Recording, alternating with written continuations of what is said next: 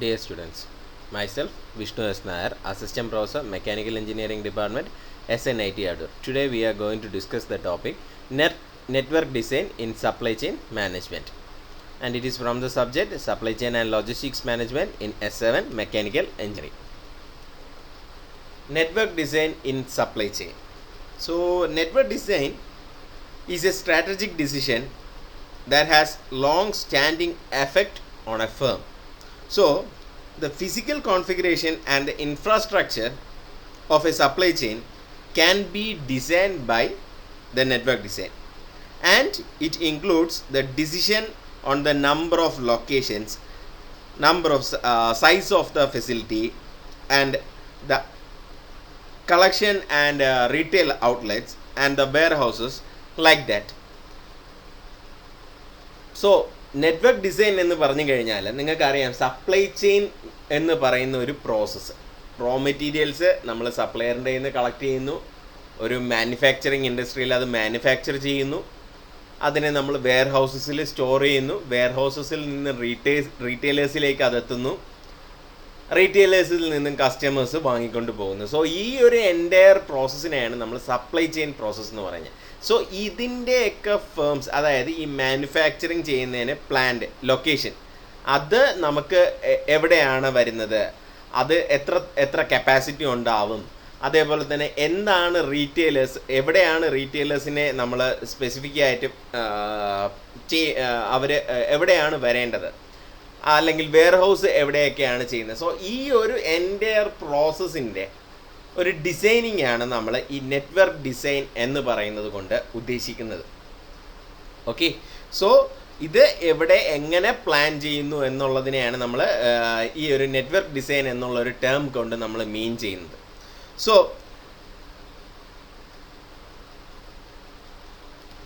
So this network design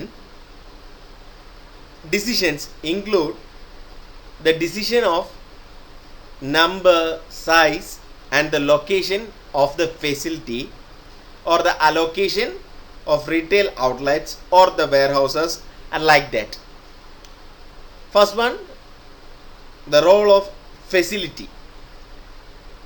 That means what role should facility play in the network design? What process are performed at each facility? So ഈ പറയുന്ന ഫെസിലിറ്റിയുടെ role എന്ന് പറയുമ്പോഴത്തേക്കും, role of facility എന്ന് പറയുന്നത് ഒരു example വഴി പറയാം. So നമുക്കറിയാം, നമ്മുടെ ഭാരത് പെട്രോളിയം ഔട്ട്ലെറ്റ്, ഈ ഭാരത് പെട്രോളിയത്തിൻ്റെ ഒരു ഔട്ട്ലെറ്റിനെ കുറിച്ച് നമ്മൾ ആലോചിക്കുകയാണെങ്കിൽ അതിൻ്റെ മുന്നേ അതിൻ്റെ ഒരു ഡിപ്പോ ഉണ്ടാവും, അതിൻ്റെ മുന്നേ പെട്രോൾ മാനുഫാക്ചർ ചെയ്യുന്ന അല്ലെങ്കിൽ കുഴിച്ചെടുക്കുന്ന റിഗ് ഉണ്ടാവും, അതിൻ്റെ ബാക്കി കെമിക്കൽ പ്രോസസ്സ് ചെയ്യുന്ന സ്ഥലമുണ്ട്. സോ ഇങ്ങനെയുള്ള ഈ ഒരു എൻറ്റയർ പ്രോസസ്സിൽ എവിടെയാണ് ഇവരുടെ ഡിപ്പോ വരുന്നത്? നമ്മൾ ചെന്ന് കളക്ട് ചെയ്യുന്നത് ഔട്ട്ലെറ്റ്സിൽ നിന്നാണ് നമ്മൾ കളക്ട് ചെയ്യുന്നത്, പമ്പുകളിൽ നിന്നാണ് നമ്മൾ പെട്രോൾ അടിക്കുന്നത്. ഓക്കെ, സോ അതിൻ്റെ മുന്നേ ഉള്ളൊരു ഡിപ്പോ, ഒരു ലൊക്കേഷന് വേണ്ടിയിട്ട് ഒരു എൻറ്റയർ ഡിപ്പോ എവിടെയാണ്, അവിടേക്കുള്ള ട്രാൻസ്പോർട്ടേഷൻ എങ്ങനെയാണ്? ഡിപ്പോ എന്ന് പറയുന്നത് ഒരു വെയർ ഹൗസ് ആയിട്ടാണ് ഇവിടെ ഫങ്ഷൻ ചെയ്യുന്നത്. ഓക്കെ, അല്ലെങ്കിൽ ഇതിൻ്റെ മാനുഫാക്ചറിങ് ചെയ്യുന്നത് എവിടെയാണ്, ആ മാനുഫാക്ചറിങ് ചെയ്യുന്ന സ്ഥലത്തുനിന്ന് ഈ പറഞ്ഞ ഡിപ്പോകളിലേക്ക് എങ്ങനെ ട്രാൻസ്പോർട്ടേഷൻ നടക്കും എന്നുള്ളതൊക്കെയാണ് ഈ റോൾ ഓഫ് ഫെസിലിറ്റി എന്നുള്ളതിൻ്റെ അകത്ത് നമ്മൾ പ്ലാൻ ചെയ്യുന്നത്. Second one, the facility locations. So facility locations എന്ന് പറയുമ്പോഴത്തേക്കും, where should facilities be located? ഇത് എവിടെയാണ് ഇതിൻ്റെ ലൊക്കേഷൻ കൊടുക്കേണ്ടത്? എന്തൊക്കെ ആസ്പെക്ട്സ്, ജിയോഗ്രഫിക്കലായിട്ടുള്ള ആസ്പെക്ട്സ് ഉണ്ടാവും, അതിനെ ബേസ് ചെയ്തിട്ടാണോ ആ ഒരു ഡിസിഷൻ എടുക്കേണ്ടത്? ഏതാണ് ഏറ്റവും ആപ്റ്റ് ആയിട്ടുള്ള പ്ലേസ്? അവിടെ എങ്ങനെയാണ് നമുക്ക് ഈ സാധനങ്ങൾ എത്തിക്കാൻ പറ്റുന്നത്? അവിടെ നിന്നും ട്രാൻസ്പോർട്ടേഷൻ എങ്ങനെയാണ് ഉണ്ടാവുന്നത്? അവിടേക്ക് വർക്കേഴ്സിനെ നമുക്ക് എങ്ങനെ എത്തിക്കാൻ പറ്റും? സോ ഇങ്ങനെയുള്ള ഫാക്ടേഴ്സിനെ എല്ലാം ബേസ് ചെയ്തിട്ടാണ് നമ്മൾ ഈ പറഞ്ഞ ഫെസിലിറ്റി ലൊക്കേഷൻ എന്നുള്ളതിൻ്റെ ഒരു ഡിസിഷൻ നമ്മൾ എടുക്കുന്നത്. സോ ഇതിൻ്റെ ഒരു എക്സാമ്പിൾ പറയുകയാണെന്നുണ്ടെങ്കിൽ, നമുക്കറിയാം, നമ്മൾ ക്യാനിൽ വെള്ളം വാങ്ങിക്കുന്നുണ്ട് ഓഫീസസിലേക്ക് വേണ്ടിയിട്ട്. സോ അത് എവിടെയായിരിക്കും, അതിൻ്റെ ഒരു മാനുഫാക്ചറിങ് യൂണിറ്റ് ഓരോ പർട്ടിക്കുലർ പ്ലേസിനും അതൊരു ചെറിയ ഒരു 10 കിലോമീറ്റേഴ്സ് സർക്കംഫറൻസ് അല്ലെങ്കിൽ ഒരു 15 to 20 കിലോമീറ്റേഴ്സ്, മാക്സിമം പോയ ഒരു 40-50 കിലോമീറ്റേഴ്സ് സർക്കംഫറൻസിലായിരിക്കും അതിൻ്റെ ഒരു പ്ലാന്റ് അവരുടെ ഈ പറഞ്ഞ പ്രോഡക്റ്റ് അവർ ഡെലിവറി ചെയ്യുന്നത്. അതിൻ്റെ പ്ലാന്റ് ആ ഒരു 50 കിലോമീറ്റർ സർക്കംഫറൻസിൽ അത് കഴിയുമ്പോൾ അടുത്ത ഒരു ലൊക്കേഷന് വേണ്ടിയിട്ട് വേറൊരു പ്ലാന്റ്, അങ്ങനെയുള്ള രീതിയിലാണ് ഈ ഒരു കാലഘട്ടത്തിൽ അവർ ഫങ്ഷനിങ് ചെയ്തു പോകുന്നത്. പക്ഷേ ഈ പറഞ്ഞ കാർ മാനുഫാക്ചറിങ് എന്ന് പറയുന്നത് ഇതേപോലെ 50 കിലോമീറ്റർ ചുറ്റളവിൽ ഓരോ കാർ മാനുഫാക്ചറിങ്ങിന് ഇൻഡസ്ട്രി ഉണ്ടാവാറുണ്ടോ? ഇല്ല. സോ അവിടെയാണ് ഈ പറഞ്ഞ ഫെസിലിറ്റി ലൊക്കേഷൻ എന്ന് പറയുന്നത് ഒരു ഫാക്ടറായിട്ട് നമ്മൾ കൺസിഡർ ചെയ്യുന്നത്. സോ ഇതിൻ്റെ ഒരു കാര്യമെന്ന് പറഞ്ഞു കഴിഞ്ഞാൽ ഒരു ഫെസിലിറ്റി ലൊക്കേഷൻ നമ്മൾ നോട്ട് ചെയ്തു, ഒരു പ്ലാന്റ് സ്റ്റാർട്ട് ചെയ്തു. സോ അവിടെ നമ്മൾ ഈ പറഞ്ഞ ഒരു കാര്യങ്ങൾ നമ്മൾ കൺസിഡർ ചെയ്യണം. കാര്യം സ്റ്റാർട്ട് ചെയ്തിട്ട് ആ ഒരു പ്ലാന്റ് ഷട്ട് ഡൗൺ ചെയ്യുകയാണെന്നുണ്ടെങ്കിൽ ഒരു എൻ്റയർ ലോസ് ആണ് അവിടെ ഉണ്ടാകുന്നത്. സോ ഇങ്ങനെയുള്ള ഫാക്ടേഴ്സ് എല്ലാം നമ്മൾ ഈ ഒരു ഫെസിലിറ്റി ലൊക്കേഷൻ എന്നുള്ളത് കൺസിഡർ ചെയ്യുമ്പോഴത്തേക്കും കൺസിഡർ ചെയ്യേണ്ടതാണ്. Third one is capacity allocation. So ഞാൻ ഇത് നേരത്തെ പറഞ്ഞ കാര്യമാണ്. നമുക്ക് ഇന്ത്യക്കകത്ത് തന്നെ ഒരു 4-5 പ്ലാന്റ് ഉണ്ട്. ഏത് പ്ലാന്റിൽ എന്ത് മാനുഫാക്ചർ ചെയ്യണം, എത്ര യൂണിറ്റ് മാനുഫാക്ചർ ചെയ്യണം, എല്ലാ സ്ഥലത്തും ഒരേപോലെ മാനുഫാക്ചറിങ് നടത്തേണ്ട കാര്യമില്ല. വിത്ത് റെസ്പെക്റ്റ് ആ പർട്ടിക്കുലർ ഏരിയയിലുള്ള ഡിമാൻഡിനെ ബേസ് ചെയ്തിട്ടായിരിക്കും നമ്മൾ ഈ പറഞ്ഞ കപ്പാസിറ്റി അലോക്കേറ്റ് ചെയ്യുന്നത്. And last, market and supply allocation. That means which facility supply to which market. അതായത് ഏത് ലൊക്കേഷനിലേക്ക് എവിടെ നിന്ന് നമുക്ക് ഡെലിവറി ചെയ്യാൻ പറ്റും, ഏത് പ്ലാന്റിൽ നിന്നും ഏത് പർട്ടിക്കുലർ മാർക്കറ്റ് സെഗ്മെൻറ്റിലേക്ക് ഡെലിവറി നടത്തണം എന്നുള്ളതാണ് അവിടെ ഒരു ഡിസിഷൻ മേക്കിംഗ് പ്രോസസ്സായിട്ട് വരുന്നത്. സോ ഇങ്ങനെയുള്ള ഫാക്ടേഴ്സിനെ എല്ലാത്തിനെയും ബേസ് ചെയ്തിട്ടാണ് നമ്മൾ നെറ്റ്വർക്ക് ഡിസൈൻ ചെയ്യുന്നത്. ദാറ്റ് മീൻസ് ഈ ഒരു പ്ലാന്റിൻ്റെ ലൊക്കേഷൻ, ഈ ഒരു വെയർഹൗസിൻ്റെ ലൊക്കേഷൻ, ഈ ഒരു റീറ്റെയിലറിൻ്റെ ലൊക്കേഷൻ, ഇതെല്ലാം ഡിസൈനിങ് ആസ്പെക്റ്റിൽ വരുമ്പം ഇത്രയും ഫാക്ടേഴ്സ് നമ്മൾ അവിടെ കൺസിഡർ ചെയ്യാറുണ്ട്.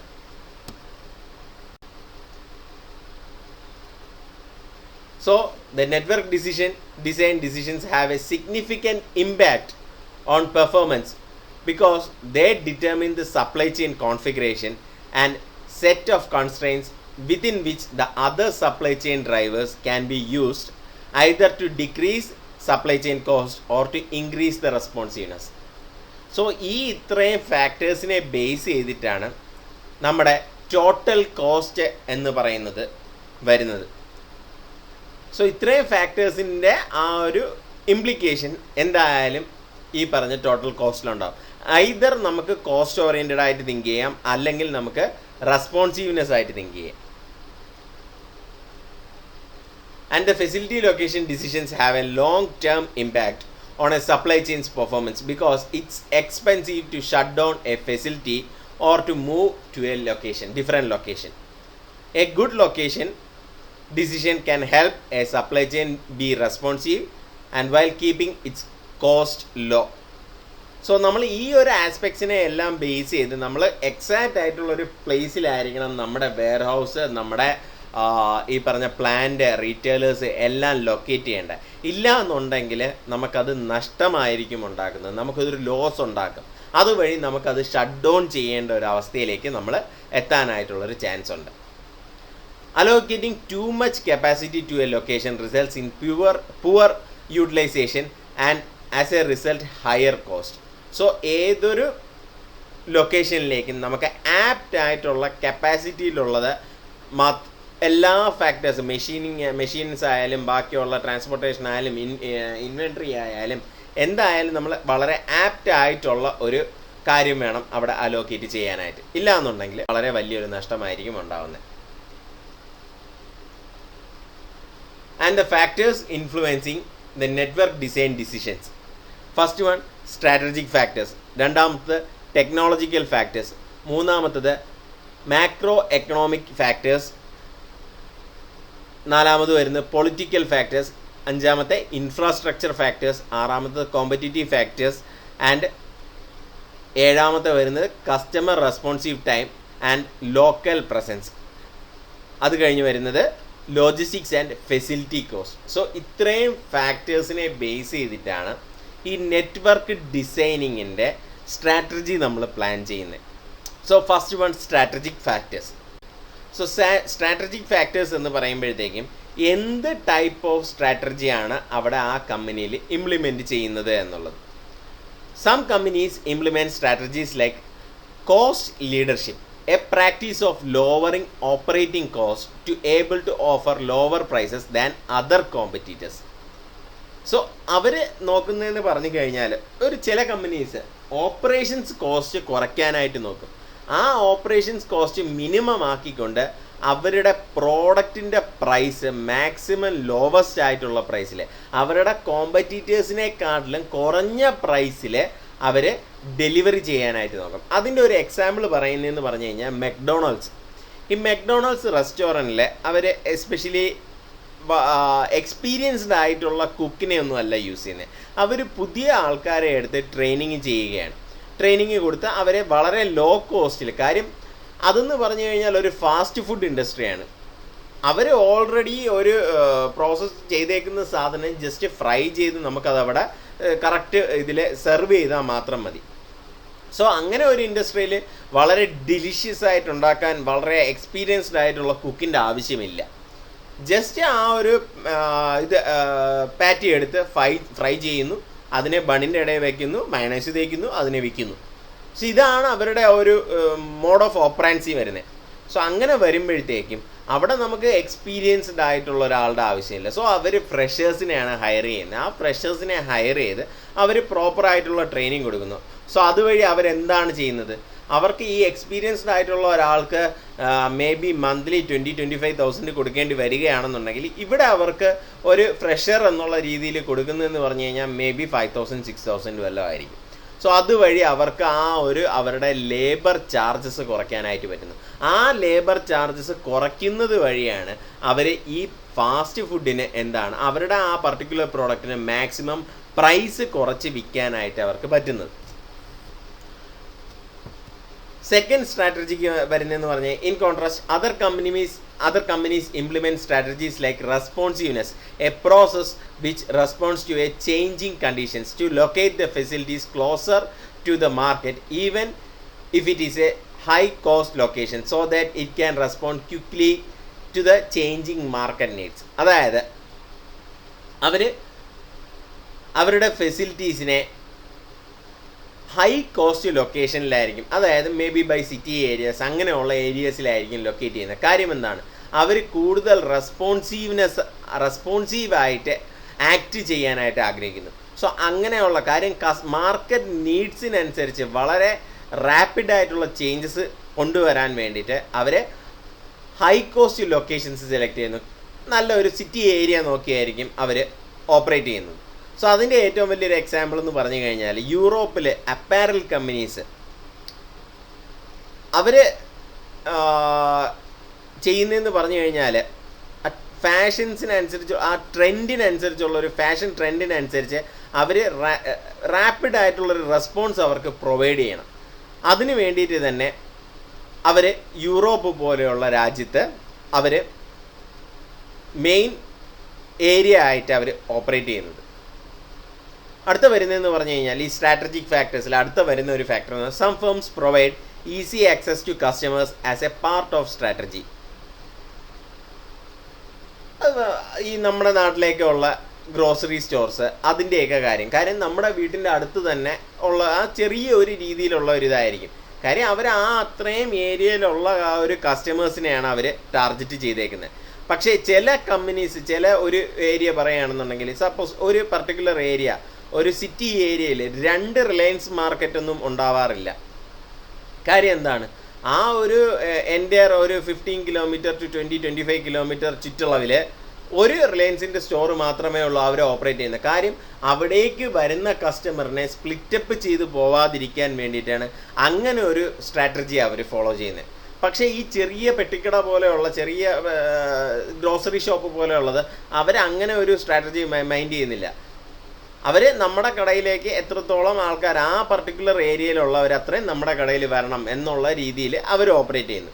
പക്ഷേ ഈ പറയുന്ന റിലയൻസ് 5 കിലോമീറ്ററോ 10 കിലോമീറ്റർ ചുറ്റളവിലോ ആയിരിക്കത്തില്ല വരുന്നത്. അവർ വയ്ക്കുന്നതെന്ന് പറഞ്ഞു കഴിഞ്ഞാൽ ആ ഒരു എൻ്റർ ഏരിയ, സപ്പോസ് ട്രിവാൻഡ്രം പോലുള്ളൊരു സിറ്റി ആണെന്നുണ്ടെങ്കിൽ അതിൻ്റെ അകത്ത് 1-2 സ്ഥലത്തൊക്കെ ആയിരിക്കും ഈ റിലയൻസിൻ്റെ മാർക്കറ്റ് വരുന്നത്.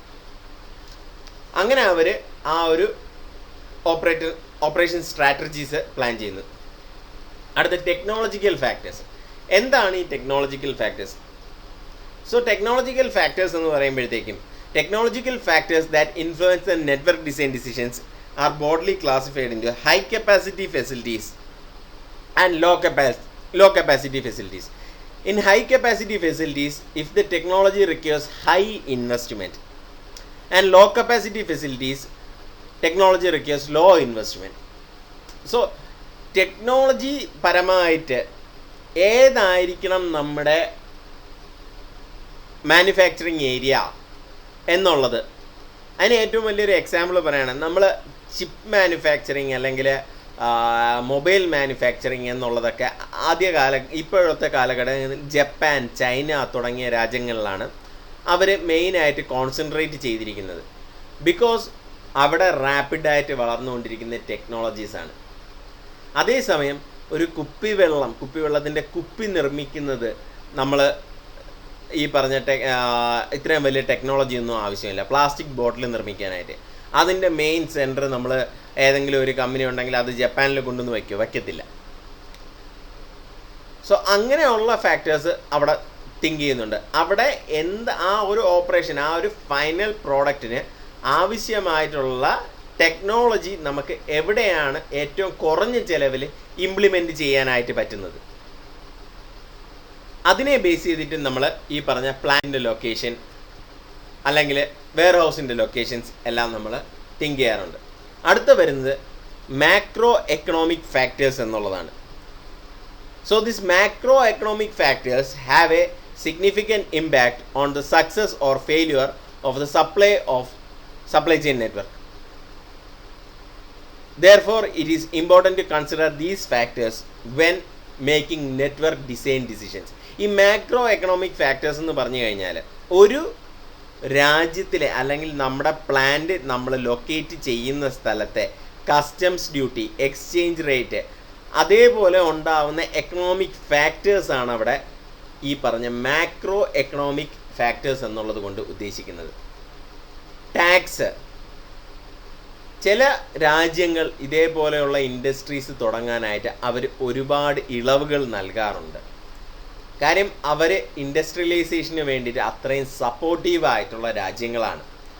അങ്ങനെയുള്ള രാജ്യങ്ങളിലാണ് മൾട്ടിനാഷണൽ കമ്പനീസ് അവരുടെ ഇൻഡസ്ട്രീസ് സ്റ്റാർട്ട് ചെയ്യാനായിട്ട് ആഗ്രഹിക്കുന്നത്. അതിൻ്റെ ഏറ്റവും വലിയൊരു എക്സാമ്പിളാണ് ഈ അടുത്ത ഒരു കാലഘട്ടത്തിൽ നമ്മുടെ തായ്ലൻഡിലും ഇന്തോനേഷ്യയിലുമായിട്ട് ടൊയോട്ടയുടെ പ്ലാന്റ് അവർ വിപുലീകരിച്ചു കൊണ്ടിരിക്കുകയാണ്. കാര്യം അവിടെ അത്രയും സപ്പോർട്ടാണ് അവർക്ക് ലഭിക്കുന്നത്. കൂടാതെ തന്നെ മറ്റൊരു എക്സാമ്പിൾ പറയുകയാണെന്നുണ്ടെങ്കിൽ നമ്മുടെ പ്രൊജക്റ്റേഴ്സിൽ യൂസ് ചെയ്യുന്ന ബൾബ്, സാധാ പ്രൊജക്റ്റേഴ്സ് അല്ല, ഈ സിനിമ തിയേറ്റേഴ്സിലൊക്കെ ഉള്ള ക്രിസ്റ്റി പോലെയുള്ള വലിയ പ്രൊജക്റ്റേഴ്സിൽ യൂസ് ചെയ്യുന്ന ബൾബ് മാനുഫാക്ചറിങ് ഇപ്പോൾ ആദ്യം ജപ്പാനിലായിരുന്നു. ഇപ്പോൾ അതിൻ്റെ മാനുഫാക്ചറിങ് നടക്കുന്നത് ഫിലിപ്പൈൻസിലാണ്. അതിൻ്റെ മാനുഫാക്ചറിങ് നടക്കുന്നത്.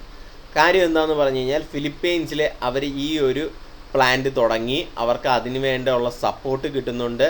ജപ്പാനിലുള്ളതിനേക്കാട്ടിലും കോസ്റ്റ് കുറച്ച് ഇവർക്ക് ഇവിടെ നിർമ്മിക്കാനായിട്ട് പറ്റുന്നുണ്ട്. ലേബർ ചാർജസ് കുറവാണ്, ഗവൺമെൻറ്റിൻ്റെ കയ്യിൽ നിന്ന് സപ്പോർട്ടുണ്ട്, ടാക്സ് കുറവാണ്, ഡ്യൂട്ടീസ് കുറവാണ്. അങ്ങനെയുള്ള ഇതെല്ലാം വന്നപ്പോൾ അവർക്ക് പ്രോഫിറ്റ് നല്ല കൂടുതൽ ഈ പറഞ്ഞ പ്ലാന്റിൽ നിന്ന് ലഭിക്കും എന്നുള്ളത് മനസ്സിലാക്കി, ഫിലിപ്പൈൻസിൽ നിന്ന് ലഭിക്കുമെന്നുള്ളത് മനസ്സിലാക്കി അവരങ്ങോട്ട് ഷിഫ്റ്റ് ചെയ്തു. Next, infrastructure factors. What is infrastructure factors?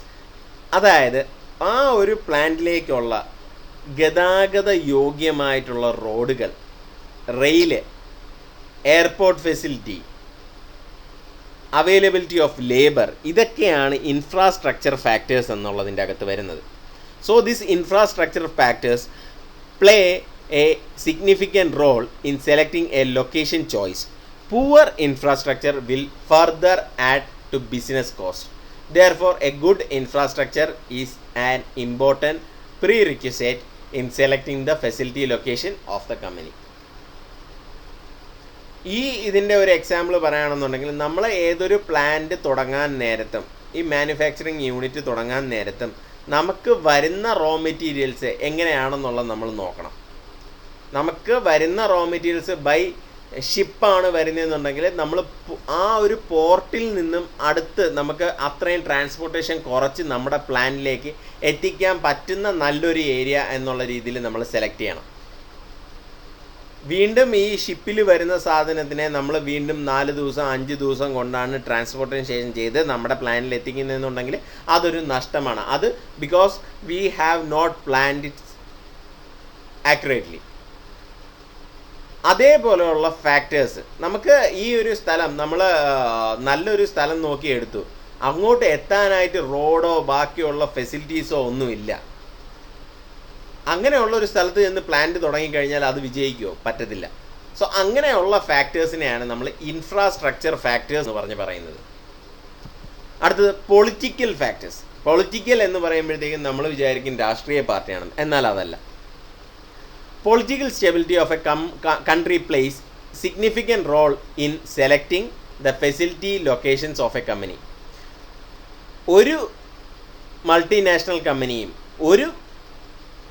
ഒരാളും ഒരു എപ്പോഴും യുദ്ധം നടന്നുകൊണ്ടിരിക്കുന്ന ഒരു രാജ്യത്ത് ചെന്ന് ഒരു പ്ലാന്റ് തുടങ്ങാനായിട്ട് നിൽക്കത്തില്ല. Because it is not politically stable. The country is not politically stable. അവിടെ എന്നും പ്രശ്നങ്ങളാണ്, അവിടെ എന്നും ബോംബ് വീഴുന്നു പൊട്ടുന്നു. സെർബിയ അല്ലെങ്കിൽ സിറിയ പോലെയുള്ള രാജ്യത്ത് പോയിട്ട് ഒരു മാനുഫാക്ചറിങ് യൂണിറ്റ് തുടങ്ങാനായിട്ട് ഒരാളും നിൽക്കത്തില്ല. ഈവൻ ഒരു ഗ്രോസറി ഷോപ്പ് തുടങ്ങാൻ പോലും ആരും നിൽക്കത്തില്ല. കാര്യം എന്താണ്? അവിടെ എന്നും ഇതേപോലെ യുദ്ധവും ബാക്കി ആഭ്യന്തര കലഹങ്ങളും അങ്ങനെയുള്ള പ്രശ്നങ്ങളായിരിക്കും. പട്ടാള അട്ടിമറി അങ്ങനെയുള്ള കാര്യങ്ങളെല്ലാം ഉണ്ടാവാറുണ്ട്. അതുകൊണ്ട് തന്നെ അതേപോലെയുള്ള ഫാക്ടേഴ്സ് നമ്മൾ ചെക്ക് ചെയ്യും. നമുക്ക് ഏറ്റവും നല്ലൊരു എക്സാമ്പിൾ പറയാവുന്നതെന്ന് പറഞ്ഞു കഴിഞ്ഞാൽ, നമ്മുടെ കേരളത്തിൽ ഒരു ഇൻഡസ്ട്രി തുടങ്ങാനായിട്ട് ആരും നിൽക്കത്തില്ല. പകരം അവർ ചെന്ന് ഇൻഡസ്ട്രി അല്ലെങ്കിൽ വേറെ എന്തെങ്കിലും തുടങ്ങുന്നത് ബാംഗ്ലൂരോ ചെന്നൈയോ പോലെയുള്ള സ്ഥലങ്ങളിലാണ്. കാര്യം എന്താണ്? അവിടെയൊന്നും ഈ പറഞ്ഞ സമരങ്ങൾക്ക് അതിന് മാത്രമുള്ള ഒരു ഇമ്പാക്റ്റ് ഉണ്ടാക്കാനായിട്ട് കഴിയുന്നില്ല. വർക്കെല്ലാം സ്മൂത്തായിട്ട് കൊണ്ടുപോകും. സോ അത് അങ്ങനെയുള്ള ഫാക്ടേഴ്സിനെയാണ് നമ്മൾ പൊളിറ്റിക്കൽ ഫാക്ടേഴ്സ് എന്ന് പറയുന്നത്. അടുത്തത് കോമ്പറ്റീറ്റീവ് ഫാക്ടേഴ്സ്.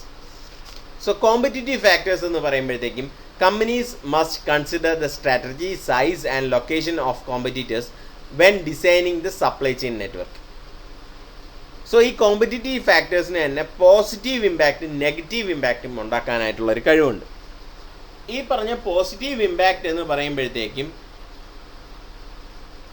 സപ്പോസ് അതിനൊരു എക്സാമ്പിൾ പറയുകയാണെന്നുണ്ടെങ്കിൽ, ഒരു ജുവൽ മാർക്കറ്റ്, നമ്മളുടെ ആഭരണങ്ങൾ വാങ്ങിക്കുന്ന, സ്വർണ്ണ ആഭരണങ്ങൾ വാങ്ങിക്കുന്ന ഒരു ഏരിയ നിങ്ങൾക്ക് എല്ലാവർക്കും നിങ്ങൾ ശ്രദ്ധിച്ചു കഴിഞ്ഞിട്ടുണ്ടെങ്കിൽ നിങ്ങൾക്ക് മനസ്സിലാവും. അത് ഭീമ, ജോസ്കോ ഇതെല്ലാം ആ ഒരു വളരെ അടുത്ത് തന്നെയായിരിക്കും വരുന്നത്. അത് അങ്ങ് വളരെ ദൂരെയായിട്ട് ഒരു സ്ഥലത്തായിരിക്കത്തില്ല വരുന്നത്. ഇതെല്ലാം അടുത്തായിരിക്കും വരുന്നത്. സ്വർണത്തിൻ്റെ സ്ഥലം ഇത് കാര്യം എന്താണ്?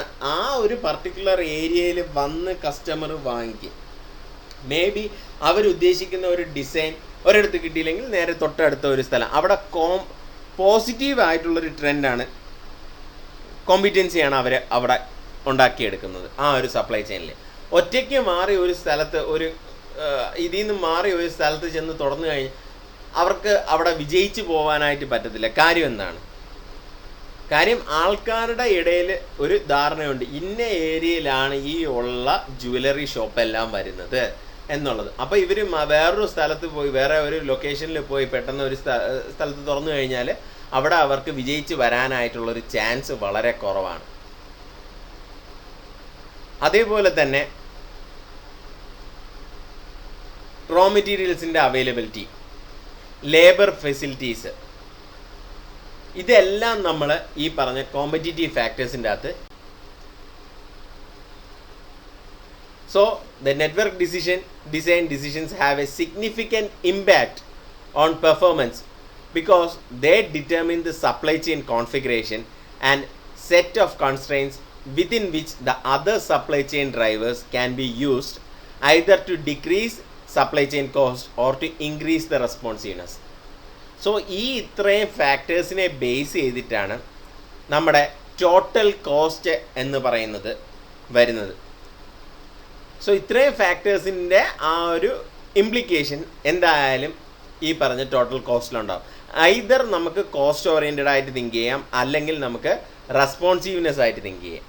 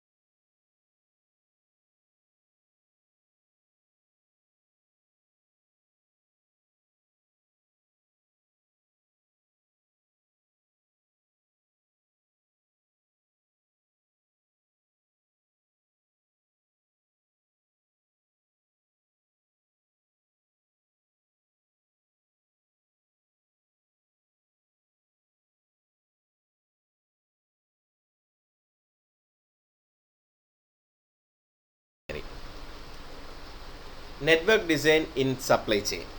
So network design is a strategic decision that has long-standing effect on a firm. So the physical configuration and the infrastructure of a supply chain can be designed by the network design, and it includes the decision on the number of locations, number of size of the facility, and the collection and retail outlets and the warehouses like that. So network design എന്ന് പറഞ്ഞു കഴിഞ്ഞാൽ നിങ്ങൾക്കറിയാം, supply chain എന്ന് പറയുന്ന ഒരു process. Raw materials നമ്മൾ സപ്ലയറിൻ്റെ കയ്യിൽ നിന്ന് കളക്ട് ചെയ്യുന്നു, ഒരു മാനുഫാക്ചറിങ് ഇൻഡസ്ട്രിയിൽ അത് മാനുഫാക്ചർ ചെയ്യുന്നു, അതിനെ നമ്മൾ വെയർ ഹൗസസിൽ സ്റ്റോർ ചെയ്യുന്നു, വെയർ ഹൗസസിൽ നിന്ന് റീറ്റെയിലേഴ്സിലേക്ക് അതെത്തുന്നു, റീറ്റെയിലേഴ്സിൽ നിന്നും കസ്റ്റമേഴ്സ് വാങ്ങിക്കൊണ്ട് പോകുന്നു. സോ ഈ ഒരു എൻറ്റയർ പ്രോസസ്സിനെയാണ് നമ്മൾ സപ്ലൈ ചെയിൻ പ്രോസസ്സ് എന്ന് പറയുന്നത്. സോ ഇതിൻ്റെയൊക്കെ ഫേംസ്, അതായത് ഈ മാനുഫാക്ചറിങ് ചെയ്യുന്നതിന് പ്ലാന്റ് ലൊക്കേഷൻ, അത് നമുക്ക് എവിടെയാണ് വരുന്നത്, അത് എത്ര കപ്പാസിറ്റി ഉണ്ടാവും, അതേപോലെ തന്നെ എന്താണ് റീറ്റെയിലേഴ്സ്, എവിടെയാണ് റീറ്റെയിലേഴ്സിനെ നമ്മൾ സ്പെസിഫിക് ആയിട്ട് അവർ എവിടെയാണ് വരേണ്ടത്, അല്ലെങ്കിൽ വെയർ ഹൗസ് എവിടെയൊക്കെയാണ് ചെയ്യുന്നത്. സോ ഈ ഒരു എൻറ്റയർ പ്രോസസ്സിൻ്റെ ഒരു ഡിസൈനിങ് ആണ് നമ്മൾ ഈ നെറ്റ്വർക്ക് ഡിസൈൻ എന്ന് പറയുന്നത് കൊണ്ട് ഉദ്ദേശിക്കുന്നത്. ഓക്കെ, സോ ഇത് എവിടെ എങ്ങനെ പ്ലാൻ ചെയ്യുന്നു എന്നുള്ളതിനെയാണ് നമ്മൾ ഈ ഒരു നെറ്റ്വർക്ക് ഡിസൈൻ എന്നുള്ളൊരു ടേം കൊണ്ട് നമ്മൾ മീൻ ചെയ്യുന്നത്.